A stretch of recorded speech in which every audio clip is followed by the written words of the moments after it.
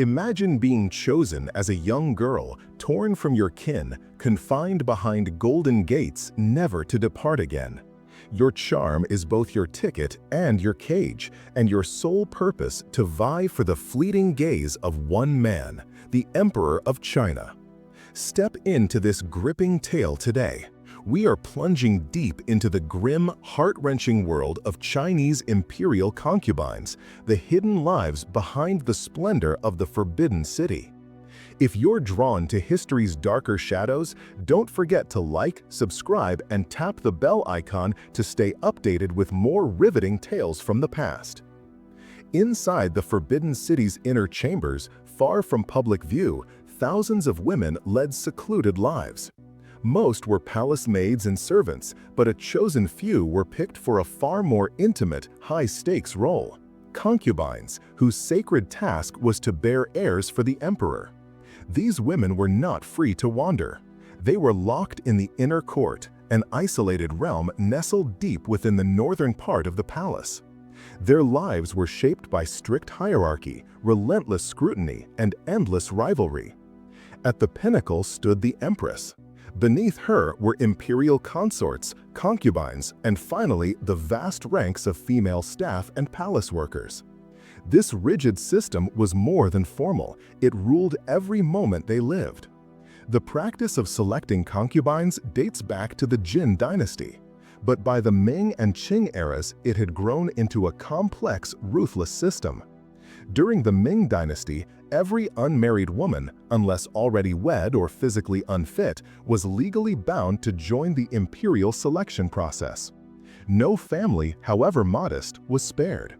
Under the Qing dynasty, the scope narrowed further. Imagine being chosen as a young girl, torn from your kin, confined behind golden gates, never to depart again. Your charm is both your ticket and your cage, and your sole purpose to vie for the fleeting gaze of one man, the Emperor of China.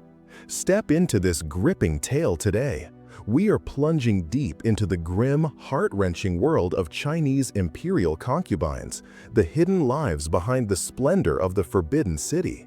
If you're drawn to history's darker shadows, don't forget to like, subscribe, and tap the bell icon to stay updated with more riveting tales from the past. Inside the Forbidden City's inner chambers, far from public view, thousands of women led secluded lives. Most were palace maids and servants, but a chosen few were picked for a far more intimate, high-stakes role: concubines, whose sacred task was to bear heirs for the emperor. These women were not free to wander. They were locked in the inner court, an isolated realm nestled deep within the northern part of the palace. Their lives were shaped by strict hierarchy, relentless scrutiny, and endless rivalry. At the pinnacle stood the empress. Beneath her were imperial consorts, concubines, and finally the vast ranks of female staff and palace workers. This rigid system was more than formal, it ruled every moment they lived. The practice of selecting concubines dates back to the Jin dynasty, but by the Ming and Qing eras it had grown into a complex, ruthless system. During the Ming dynasty, every unmarried woman, unless already wed or physically unfit, was legally bound to join the imperial selection process. No family, however modest, was spared. Under the Qing dynasty, the scope narrowed further. For the emperor, having many women wasn't just about pleasure, it was a political necessity. Securing an heir was the highest duty. Polygamy was the norm, especially among the wealthy and noble classes. Yet, even among many wives, one woman, the principal wife, stood above the rest. She was expected to curb jealousy, maintain harmony, and guide the others with dignity. Love, in the romantic sense, was irrelevant. The emperor was not to favor any one woman too much. Emotions had no place in the grand machinery of empire. Every dynasty developed its own hierarchy for consorts, and every new wife received a rank that placed her precisely within the system. Her position wasn't just ceremonial, it determined her clothing, housing, servants, and even how she bowed in court. And beneath all of it, the training, the hierarchy, the beauty, lay a grim truth. These women were prisoners. Most would never leave the Forbidden City. Many died there, forgotten by history. And the dazzling palace that so many outsiders admired was for them nothing more than a gilded cage. But then comes the big question: what happened after the emperor died? This is where the story of concubinage took an even more harrowing and less glamorous turn. Concubines were not simply women of the court or companions, they were legally and culturally regarded as the personal property of the emperor, his possessions in life and often in death as well. In the tombs of many ancient Chinese nobles and emperors, archaeologists have uncovered the remains of several women, usually close in age and status, buried beside a single man. These findings point strongly to the grim reality that some concubines were sacrificed to accompany their lord into the afterlife. Different dynasties had different customs when it came to the fate of a deceased emperor's many concubines. But even within a single dynasty, exceptions and variations occurred. Generally speaking, there were several possible outcomes. If the concubine's son ascended to the throne, she usually remained in the palace, enjoying greater influence and prestige. The empress would also typically stay in the palace. However, if a concubine had not borne any children, her fate ranged from deeply miserable to utterly tragic.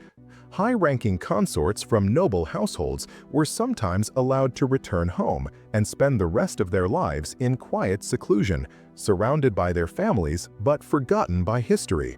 Low-level concubines, often from poor or common backgrounds, were usually not granted such mercy.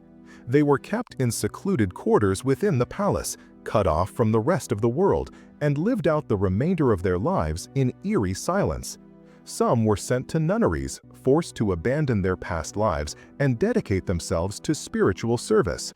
Others were assigned to guard the dead emperor's tomb, living in small, bare homes near the burial site, tending to the grounds and existing as eternal mourners. In some older dynasties, notably during the Qin and Jin periods, it was common for concubines who had not given birth to be executed after the emperor's death, buried alongside him as spiritual offerings. One remarkable exception to all of this was Wu Zetian, who entered the palace as a young concubine of Emperor Taizong of the Tang dynasty. After his death, she was sent to a Buddhist nunnery, as was customary. But fate had other plans. She began a relationship with Taizong's Li Ji, essentially her stepson, and after he became emperor, he brought her out of the nunnery and made her his queen. Over time, she rose to power and ultimately became the only female emperor in Chinese history, a feat that defied every societal expectation of her gender and role. Still, she was a rare anomaly. For the vast majority of concubines, life after the emperor's death remained bleak. During the Han Dynasty, the emperor's sons were often sent to rule distant lands, and their mothers were permitted to live in these lands with them. Those who had not borne children, however, were left behind to care for the imperial tomb. In some cases, concubines from previous reigns, especially those noted for their beauty, were absorbed into the harems of newly crowned emperors, effectively recycled into a system that never stopped.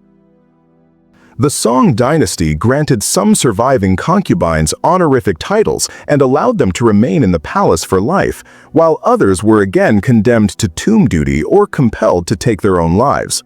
In the Yuan dynasty, concubines who had given birth were treated with respect and allowed to live comfortably, but those without children faced exile or silence. During the Qing dynasty, some concubines voluntarily committed suicide to show loyalty and devotion to their deceased emperor. Others, however, were given honorary titles and permitted to live out their lives quietly within the palace walls. Despite how modern portrayals might romanticize the lives of these women, reality paints a very different picture. Many concubines lived for years, sometimes decades, without stepping into direct sunlight. While tales of forbidden affairs with palace guards or eunuchs exist, they were rare because the punishment was always death. Most women weren't willing to risk brutal execution just for a fleeting taste of freedom. In fact, some desperate concubines engaged in illicit relationships solely to become pregnant and pass the child off as the emperor's in hopes of gaining status or protection. In the absence of DNA testing, this deceit was difficult to disprove, but the danger was immense. Abortions were not an option, and once a pregnancy began to show, there was no hiding the betrayal. A child conceived without the emperor's involvement meant certain death. While life as a consort wasn't always a permanent sentence, escaping the palace was no easy feat. Women could not send or receive letters, and no doctor was allowed to enter the palace to examine a sick consort in person. Instead, their symptoms were written down, and diagnosis and prescriptions were issued through intermediaries. Some concubines did leave, but usually as diplomatic gifts to foreign rulers, a transfer from one gilded prison to another. Others, after many years of loyal service, were allowed to retire with modest pensions. Emperor Hongwu declared in 1389 that after 5 years of palace service, a consort could retire and live a normal life, which might include marriage and starting a family. Some chose spiritual life instead, becoming nuns, while others remained working within palace institutions such as the imperial laundry. Among the most unusual and historically significant cases is that of consort Wenxiu, the concubine of China's last emperor Puyi. Following the emperor's expulsion from the Forbidden City in 1924, she lived with him and his wife in Tianjin. But in 1931, she made an extraordinary decision. She demanded a divorce, an act no concubine had ever dared to attempt. Puyi, though dethroned, issued a formal edict demoting her to commoner status. She returned to Beijing, quietly lived the rest of her life as a primary school teacher, and died of illness in 1950, never remarrying. Her story marks the symbolic end of a centuries-old system. And though hers was only one voice, it echoed beyond the gilded cage, the tragic lives of China's concubines.